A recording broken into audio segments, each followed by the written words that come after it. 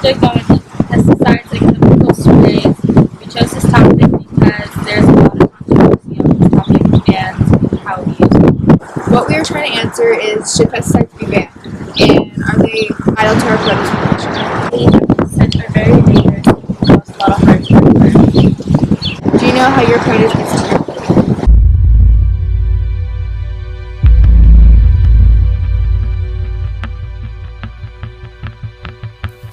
Our produce is grown on farms. To ensure successful produce growth, farmers use a chemical pesticide to prevent pests eating our food. Pesticides are a substance toxin released intentionally into our environment to kill living things. They are very dangerous and can cause health effects.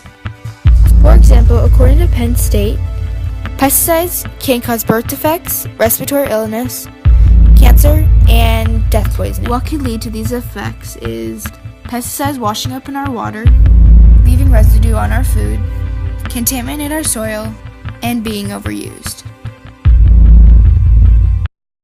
Our first interview was Ed Terry from Terry Farms.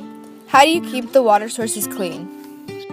Clean? They better be clean coming out of the soil, out of the ground, or we don't use them. So we test our water wells almost monthly.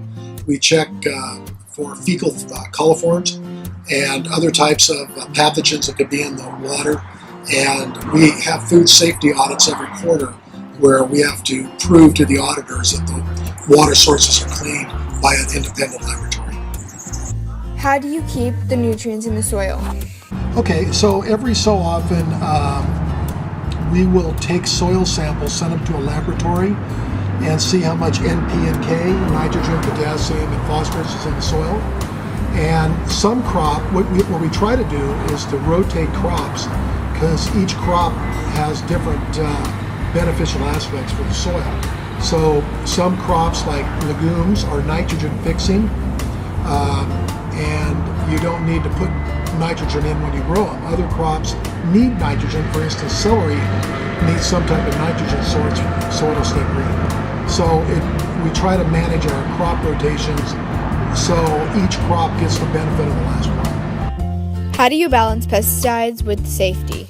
The state of California has its own agency. It's called the Department of Pesticide Regulation, which is above and beyond the federal regulations. So just can only use materials that have been tested by the state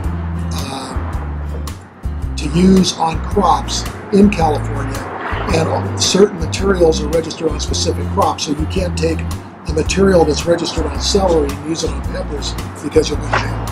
So you can't do that. So you only use what's been licensed and for those crops. Do you grow organics? And what is your opinion on them? We have some blueberries that probably are organic, but we don't certify them as organic because of some of the fertilizers we like to use in them. They don't get sprayed, but organic, I'll give my 2 cents worth of organic. A lot of people like to buy organic products. That's not a problem, but there is organic foods, quote unquote. There's no science backing it up. So people will be really happy that they're buying an organic stalk of celery. But when you look at a gas chromatograph, there really is no difference between a stalk of organic celery and a stalk of conventionally grown celery. In fact, right now, you've probably read in the newspaper, there's an insect called the Asian citrus psyllid that is attacking citrus trees here. And it's such a devastating pest that it can transmit a disease called HLB, and that HLB will kill the tree. And so consequently, they're having to do wide area spraying for ACP. And even the folks that grow organic lemons, they're getting an exemption because they have to spray their trees with this material that isn't organic, but the state said, we'll give you a pass to say it is organic.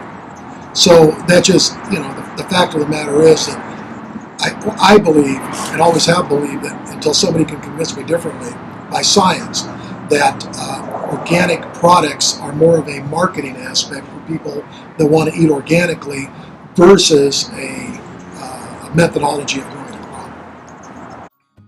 This is Claudia Terry explaining a way they discovered to grow their berries pesticide-free. So it helps retain the water and stuff.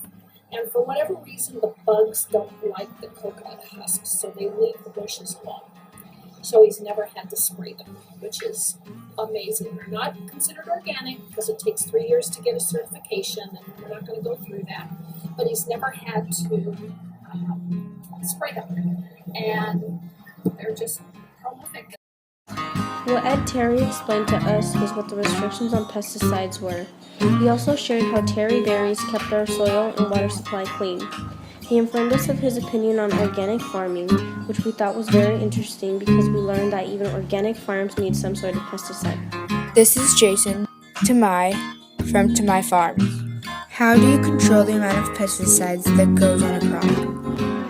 What we do, like say with corn, I mean each pesticide has a label that tells you the maximum, the minimum, and how much you can use. So we go by what's start with the label, which is set by California Department of Pesticide Regulation. Yeah, you can't just like go hog wild and spray like every day forever. Someone will get sick or you'll kill the plants. Do you think pesticides are good or bad?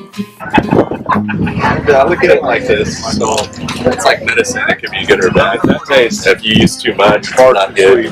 But I mean, sometimes you have to use it to control the pests because organic methods just don't work. And I mean, even with organics, what a lot of people don't realize is you still use sprays on your organic stuff. So we do that too. We try not to, mostly because they're expensive.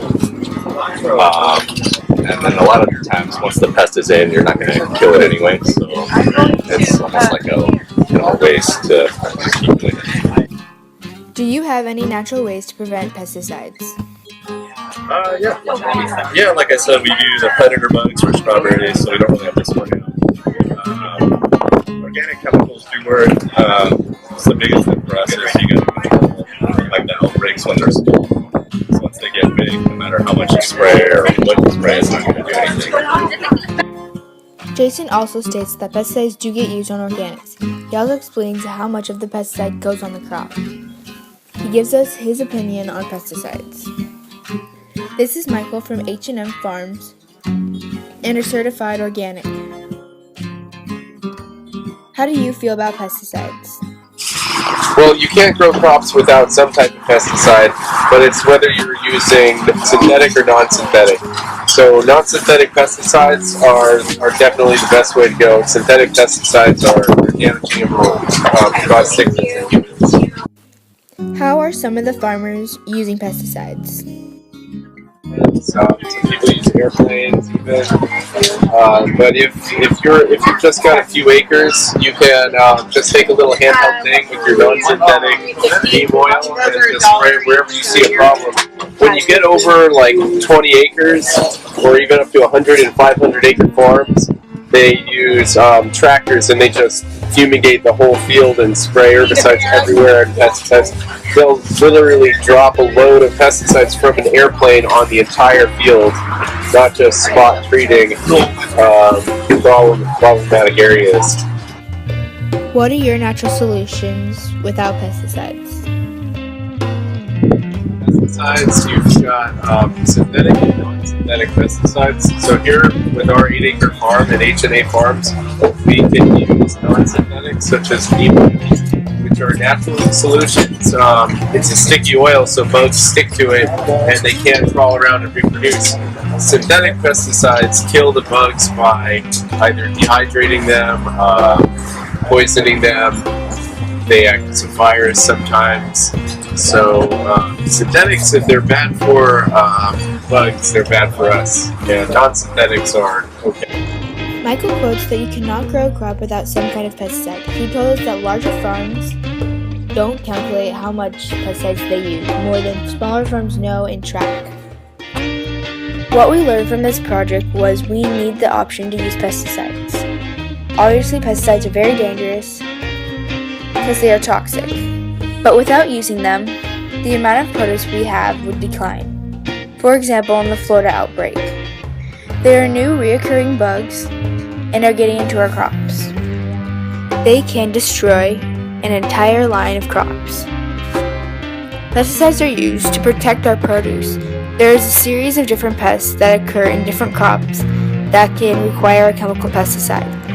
The farmers we interviewed seemed to indicate that the larger the farm is, the more pesticides are being used, more than smaller farms. After seeing and having multiple interviews, we came to discover that it is not possible to ban all pesticides without having a huge decline in production. Our hypothesis was wrong, and we learned that pesticides shouldn't be banned. They should lower the amount used on our produce. Think about how much